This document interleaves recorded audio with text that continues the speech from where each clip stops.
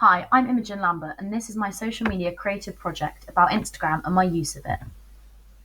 In the last 10 days, I recorded my usage of Instagram, and it came to a total of 16 hours and 32 minutes.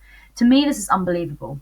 It made me want to find out what keeps me coming back to the social media site, what skills I gain from spending hours a day on it, and why I enjoy it. I'm also interested in how my profile looks from a theoretical point of view.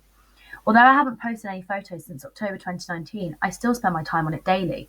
Looking back at my photos, I wonder why I automatically go into a default pose when a camera is pointed at me. The dominant discourse of young femininity is prevalent in my photos on Instagram. Why is this? Instagram first began in 2010, only being accessible to iPhone. However, in 2012, when they opened up to Android users, they registered 1 million new users in the first day. Fast forward to July 2018, they surpassed 1 billion active monthly users. When I'm partaking in Instagram content, the device I always use is my phone, the main reason for that being accessibility. I follow a mix of my friends, celebrities, and fitness accounts as this interests me. I think that communication is an active skill during this time as I'm often commenting on friends' posts or direct messaging somebody. Before I post on Instagram, there's a certain ritual that I go through subconsciously.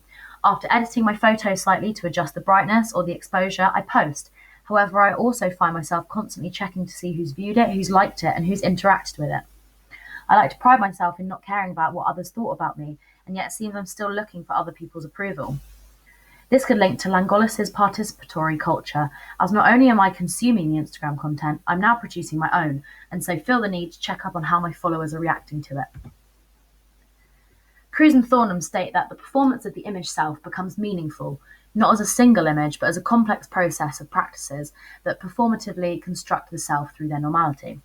This essentially means that images taken and posted on Instagram are performances of gender and of self, but because we post so many of these images, in which we all look very similar, the performance ends up becoming normal. This could be an answer as to why I subconsciously change how I look in a photo, because this performance is all I see, and so what I assume to be normal.